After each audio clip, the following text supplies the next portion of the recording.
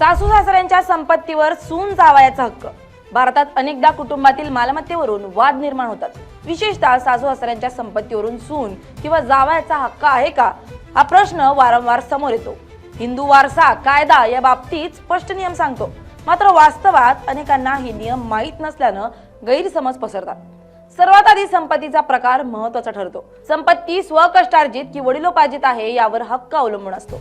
स्वकष्टार्जित संपत्ती म्हणजे सासू किंवा सासऱ्यांनी स्वतःच्या पैशातून विकत घेतलेली मालमत्ता। त्या संपत्तीवर त्यांचा पूर्ण हक्क असतो। ते आपल्या इच्छेनुसार कोणालाही ते देऊ शकतात। त्यामुळे ते जिवंत असताना सून किंवा जावई त्यांना त्या मालमत्तेवर कोणताही कायदेशीर दावा करता येत नाही। दुसरीकडे वडिलोपार्जित संपत्ती ही 4 पिढ्यांपासून चालत आलेली असते।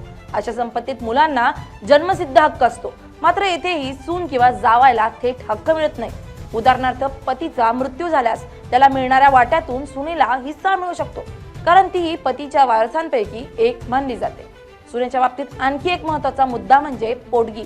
जर पतीचा मृत्यू झाला असेल आणि सुनेकडे उदरनिर्वाहाचं साधन नसेल, तर ती सासू सासऱ्यांच्या संपत्तीतून पोटगीची मागणी करू शकते। मात्र याचा अर्थ तिला संपत्तीवर थेट मालकी मिळते असं नाही। जावयाच्या बाबतीत नियम अधिक कठोर आहेत। जावई हा सासू सासऱ्यांच्या थेट कायदेशीर वारस मानला जात नाही, त्यामुळे त्याला संपत्ती थेट हक्क मिळत नाही।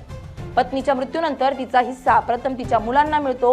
मुलं नसल्यास काही विशिष्ट परिस्थितीतच पुढील वारस ठरवले जातात। याशिवाय मृत्यूपत्र हा अत्यंत निर्णायक घटक असतो। सासू सासऱ्यांनी मृत्यूपत्र करून संपत्ती कोणाच्या नावावर केली असेल तर त्या निर्णयाला कायदेशीर मान्यता मिळते। तसेच ते इच्छेनुसार गिफ्ट डीड करून सून किंवा जावयाला संपत्ती देऊ शकतात। थोडक्यात सांगायचं तर सून आणि जावई यांना सासू सासऱ्यांच्या संपत्ती थेट जन्मसिद्ध हक्क नसतो।